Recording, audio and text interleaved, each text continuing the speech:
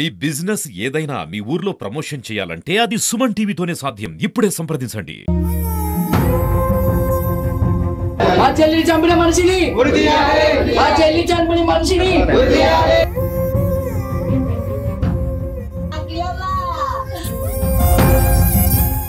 చనిపోయినాక కూడా మళ్ళీ ఫోన్ కాల్ వస్తుంది. ఈ రోజు ఇది జరిగింది, రేపు తెల్లారి మడో ఆడపడుచుకి ఆడబిడ్డకి రావద్దు సార్.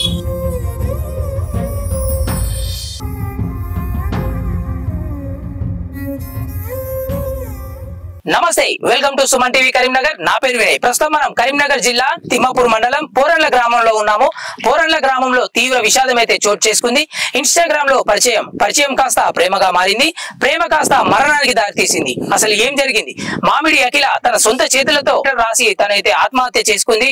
అసలు ఏమైంది, అసలు ఏ విధంగా ఉంది ఇప్పుడు పరిస్థితి అనేది ఒక్కసారి వాళ్ళ ఇంటికి వెళ్లి పూర్తి వివరాలు అడిగి తెలుసుకుందాం. మరియు అదే విధంగా మామిడి అఖిలను ఇన్స్టాగ్రామ్ లో పరిచయమైన వ్యక్తి ఏ విధంగా టార్చర్ చేశారు, అసలు ఏం జరిగింది, తను స్వయంగా లెటర్ రాసి చనిపోవడానికి గల కారణాలు ఏంటి, ఇలాంటి వివరాలని తెలుసుకోవాలంటే ఒక్కసారి వాళ్ళ పేరెంట్స్ తో మాట్లాడి పూర్తి వివరాలు అడిగి తెలుసుకునే ప్రయత్నం అయితే చేద్దాం రండి.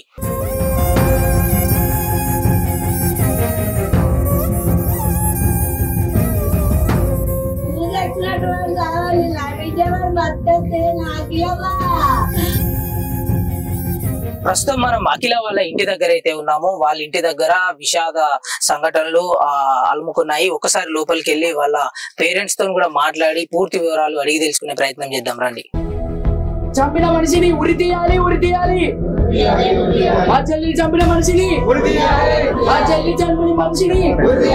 ప్రస్తుతం మనం మామిడి అఖిల వాళ్ళ ఇంటి దగ్గర అయితే ఉన్నాము. విషాద ఛాయలు అయితే అలుముకున్నాయి. ఒకసారి వాళ్ళ ఫాదర్ ఉన్నారు, ఒక్కసారి మాట్లాడి వివరాలు తెలుసుకుందాము. నమస్తే అండి, చెప్పండి ఏం జరిగింది, అసలు అఖిల పరిస్థితి ఎలా ఉండేది? ఫస్ట్ ఆమె చాలా మంచి వ్యక్తి, మంచి ధైర్యం కల వ్యక్తి.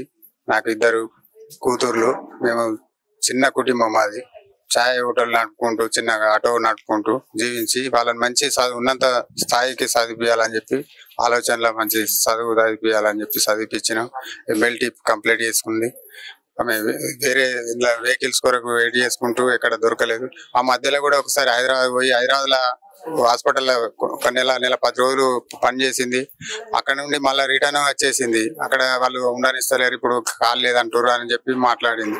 కానీ ఈ రోజు చూస్తే ఈ ఘటన జరిగిన తర్వాత చూస్తే ఏమైంది అని అంటే, నాకు మా ఆలోచన ఏంటంటే, వాడు ఎంత అక్కడ హైదరాబాద్ లో బెదిరిస్తేనే ఏమే బయటకి వెళ్ళి వచ్చింది అనేది మాకు అనిపిస్తుంది. ఇప్పుడు మాకు అనుమానాలు ఇట్లా ఈ రకంగా ఇప్పుడు ఆమె వెళ్ళొచ్చినాక ఇప్పుడు ఈ సంఘటన జరిగినాక మాకు వచ్చింది. కాబట్టి వాడిని ఖచ్చితంగా శిక్షించాలి. వాడు ఈ ఫోన్ టాకింగ్లు పెట్టి కూడా ఆమె చనిపోయినాక కూడా ఫోను మళ్ళీ ఫోన్ కాల్ వస్తుంది.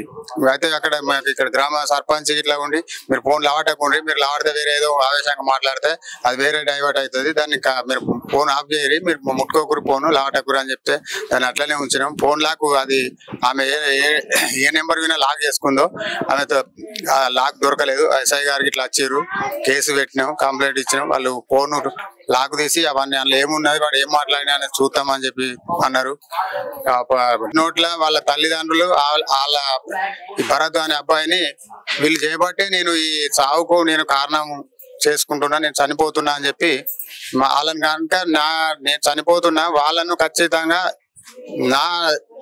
నా పరిస్థితి ఏమైందో నేను సావుకు ఎట్లా గురైనో వాళ్ళను కూడా ఆ రకంగా శిక్షించాలి. వాళ్ళను నాకు ఆత్మకు శాంతి ఉంటుంది అనే లెక్కలు ఆమె రాసి చనిపోవడం జరిగింది.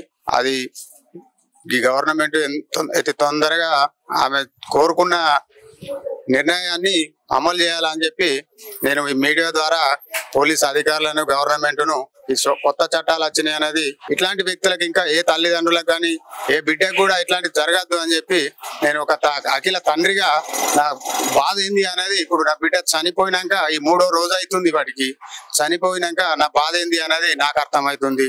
మనిషి ఉన్నప్పుడు ఎవరికి కానీ బాధలు అనేది తెలియదు, మనిషి పోయినాక ఎంత బాధ అనేది ఇప్పుడు అర్థమవుతుంది. కాబట్టి ఏ తల్లిదండ్రులకు కూడా ఇట్లాంటివి జరగద్దు. ఫైనాన్స్ ప్రకారంగా కూడా కొన్ని డబ్బులు తీసుకున్నాను వేరే అమ్మాయితోని. మాకు ఏంటంటే నాకు 2 బిడ్డలే కాబట్టి ఆమెకి ఫీజు ఇంత అంత అంటే తీసుకోపోనికి ఏం అవసరం ఉంటుంది అని చెప్పి నేను చెప్పుకుని ఇచ్చేవాడిని. వాళ్ళకి ఎప్పుడు కానీ చేత లెక్క పెట్టి ఇది 500 అంటే ఎంత తీసుకోండి అని ఉన్నాయని చెప్తే తీసుకొని పోయి వాళ్ళ చదువులు వాళ్ళది ఏ అవసరం ఉన్నా కూడా బట్టలు అనేది తీసుకునేది. కాకపోతే అంటే వాడు ఫైనాన్స్ ప్రకారంగా కూడా ఇబ్బంది పెట్టిండు అనేది అందులో రాసింది. ఆమె రాసిందా ఏదైతే రాసిందో అదే మాకు ఇలా తెలిసే మేము చెప్తున్నాం. మేమేదో కల్పించి మాకు ఈ విషయం కూడా తెలియదు. ఇప్పుడు ఇలా సాగుకు కారణమైన తర్వాత ఆమె నోటు ద్వారా తెలిసింది. అది కూడా రాయకపోతే ఆమె ఎందుకు చచ్చిపోయిందో, ఏమిటి చచ్చిపోయిందో, తల్లిదండ్రులు తిట్టితే చచ్చిపోయిందో, లేకపోతే పక్క వాళ్ళు తిడితే చచ్చిపోయిందో, పేలై చనిపోయిందో అనేది వేరే ఉల్టాగా ప్రచారాలు జరగవచ్చు. కాకపోతే అంటే ఆమె రైటింగ్, ఆమె రాతని, ఆమె నోట్బుక్ రాసి పెట్టింది కాబట్టి దీన్ని కొందరు ఏంది అని అంటే ఈమె మంచిది అయితే ఆడేందుకు ఇట్లా చేస్తాడు అట్లా చేస్తాడని కొందరు బేకార్ నా కొడుకులు వేరే వేరే మాట్లాడుతున్నారు అనేది తెలుస్తుంది. ఇప్పుడు ఆమె మంచిది అని అంటే ఇప్పుడు పిల్లగాళ్ళ వ్యవస్థ ఆమె మంచిది కాకపోతే ఇంత డేర్గా ఎందుకు రాసి పెడుతుంది? లేకపోతే అంత లంగా దొంగ ఉంటే ఇట్లాంటిది చేయదు. ఆత్మహత్య చేసుకోవడానికి కారణం అవసరం ఉండదు కాబట్టి వాళ్ళు కూడా దీన్ని దుష్ప్రచారం చేయొద్దు. కొందరు ఎందుకంటే అందరికీ ఉన్నారు పిల్లలు, తల్లిదండ్రులు ఉన్నారు వాళ్ళు కాబట్టి వాళ్ళు కొద్దిగా ఆలోచించి మాట్లాడాలి. నిజం తెలుసుకొని మాట్లాడితే దీని గురించి బాగుంటుంది అని చెప్పి నా బిడ్డకు ఆత్మశాంతి జరగాలంటే ఖచ్చితంగా వాళ్ళ తల్లి ముగ్గురిని శిక్షించాలి, వాళ్ళకి ఉరి శిక్ష వేయాలని చెప్పి ఈ గవర్నమెంట్ను పోలీసు అధికారులను కోరుకుంటున్నాను. ఒకసారి అఖిల తల్లి గారితో కూడా మాట్లాడి తెలుసుకుందాము. చెప్పండి అమ్మా, అసలు తను ఆత్మహత్య చేసుకునే ముందు ఏ విధంగా ఉండే, తన పరిస్థితి ఏ విధంగా ఉన్నది? రోజు ఉన్నట్టే ఉన్నది నా బిడ్డ. నాకు 2 బిడ్డలు. మాకు హోటల్ ఉన్నది చిన్నగా. నేను హోటల్లోనే ఉంటా, ఆయన పొద్దున్న దాకా ఇంట్లోనే ఉంటది. రోజు ఉన్నట్టే ఉన్నది నా బిడ్డ. హోటల్ కాడికి వచ్చింది 12:30 నుంచి చీడికి వచ్చింది. మంచి నీళ్ళు పట్టేస్తానని వచ్చింది. పొద్దున్న దాకా ఇన్నే ఉంటది. ఆయన అదే ఈ ఫోన్ ఆడు చేసిండట కూడా దినాలు కానివాడు నాకు తెలియదు. కానీ అది చచ్చిపోయినాకనే లేటర్ రాస్తేనే మాకు ఎరకైంది గిట్ల చచ్చిపోయిందని. మేము వచ్చే వరకు ఆయనతో నేను ఇంటికి వచ్చిన నీళ్ళు పట్టిందా లేదా అని ఇంటికి వచ్చే వరకు తలుపులు పెట్టుకున్నది, బేడాలు పెట్టుకున్నది, అంత ఊరేసుకున్నది, చచ్చిపోయింది నా బిడ్డ. తలుపులు కూడా వీకి చూస్తేనేదే కనబడ్డది నా బిడ్డ. నాకు 2 బిడ్డలు. నా చిన్న బిడ్డకి అట్లా చేసింది. నా బిడ్డ నాకు ఏం చెప్పలేదు. చచ్చిపోక ముందు చెప్పొద్దా నా బిడ్డను. నా బిడ్డను కాపాడుకుందాం. చచ్చిపోయినాక చూస్తే లాభం. వాడు ఎక్కడున్నా దొరకబట్టుకొస్తాం మేము పోయి. అది బతుకుంటే ఇప్పుడు మీరు దొరకబట్టి నా బిడ్డకు న్యాయం చేయాలి, వాళ్ళకు ఉరి శిక్ష చేయాలి. వాళ్ళ అవ్వయ్యకి ఎరికేనట వాళ్ళ కొడుకును వాళ్ళను చంపేయాలి, వాళ్ళని భూమి ఉంచద్దు. నా బిడ్డకి అట్లా వాళ్ళను కూడా చంపాలని రాసి పెట్టిందట. నాకు చదువు రాదు, మాకేది తెలియదు. నా బిడ్డకి అట్లా చేసింది, మమ్మల్ని ఆగం చేసిపోయింది నా బిడ్డ.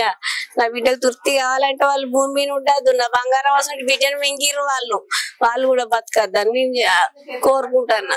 అఖిల గారు ఎప్పుడైనా తల్లితో షేర్ చేసుకుంటా ఉంటారు ఏ విషయాలైనా కూడా? అలాంటి ఎప్పుడు చెప్పలేదా? నాకు ఎప్పుడు చెప్పలేదు నా బిడ్డ. ఫోన్ అయితే ఊకే చూసేది. ఊకే చూస్తాను అంటే అట్టిగానే అనేది. సినిమాలు చూసేది, వాళ్ళ దోస్తులతో మాట్లాడుతాను అనేది. నాకు చదువు రాదే. నా కావచ్చని నేను అనుకున్నా కానీ గిట్ల చేస్తుంది అనుకోలే. నా బిడ్డ గిట్ల చచ్చిపోతుంది, గట్ల చేసి గిట్ల చేసిపోతుంది అనుకోలే నేను. నాకేం చెప్పలేదు. నాకు చెప్పినాక నా బిడ్డ నేను అడగరా, నా బిడ్డని నేను కాపాడుకోనా? అది చచ్చిపోయినాకనే తెలుస్తుంది మాకు. అది చూసినాక తెలిసింది మాకు. అంతవరకు రాక మాకేం తెలియదు. సో చూస్తున్నారు కదా, అఖిల వాళ్ళ ఇంట్లో అయితే తీవ్ర విషాదం అయితే చోటు చేసుకుంది. వాళ్ళ పేరెంట్స్ తో సహా తనకైతే కఠినంగా శిక్షించాలని చెప్పేసి ప్రభుత్వాన్ని మరియు పోలీసు శాఖను కూడా వాళ్ళు విజ్ఞప్తి చేస్తున్నట్టు కనిపిస్తా ఉంది. ఇలాంటి సంఘటనలు మరీ జరగకుండా ఉండాలంటే తక్షణమే దీనిపైన చర్యలు తీసుకోవాలని వాళ్ళ పేరెంట్స్ మరియు వాళ్ళ సోదరులు కూడా కోరుకుంటా ఉన్నారు. మరిన్ని విషయాలు పూర్తిగా తెలియాలంటే వాళ్ళ సోదరులైన అంటే 10th క్లాస్ కి సంబంధించిన వాళ్ళ క్లాస్మేట్స్ అయితే ఉన్నారు, ఒకసారి అడిగి తెలుసుకుందాము. అఖిల పరిస్థితి ఎలా ఉండేది ఒకసారి చెప్పండి, ఎలా ఉండేది? సార్ తను చాలా యాక్టివ్ క్యాండిడేట్, చాలా స్టడీ పర్సన్, చాలా బాగా చదువుతుంది. తను 10th క్లాస్ వరకు మాతో చదువుకుంది. ఇంటర్ తర్వాత తను ఒకేషనల్ చేసింది, నేను ఇంటర్ వెళ్ళిపోయినా. మేమందరం ఇంటర్, మా ఫ్రెండ్స్ కొందరు స్టాప్ అయిపోయినారు. కానీ ఇన్ని సంవత్సరాల నుంచి తన దగ్గర ఒక నెగిటివిటీ అనేది ఎప్పుడు కనబడలేదు. తనకి ఏదో ఒకటి ప్రాబ్లం ఉన్నట్టుగా కూడా ఎప్పుడు రాలే. వచ్చినా ఇన్ కేస్ మాకు చెప్పుకునేది, మేము సాల్వ్ చేసినాం. కానీ ఇంత గలీజ్ అయిన సిచ్యువేషన్ వచ్చినా కూడా తనతోని కాని సిచ్యువేషన్ లా ఎవరికి చెప్పుకోలేకపోయింది భయ. ఎందుకు ఎంత టార్చర్ పెడితే చెప్పుకోలేకుండా చనిపోతుంది. ఆ నోట్లో నేను చనిపోతున్నా, కానీ నేను చనిపోయినందుకు వాడిని మాత్రం ఎట్టి పరిస్థితులలో వదిలేయకండి. వాళ్ళ అమ్మ నాన్న ప్రేరణతోనే వాడు ఇట్లా చేసిండు అని చెప్పేసి అందులో నోట్లో రాసి పెట్టుంది.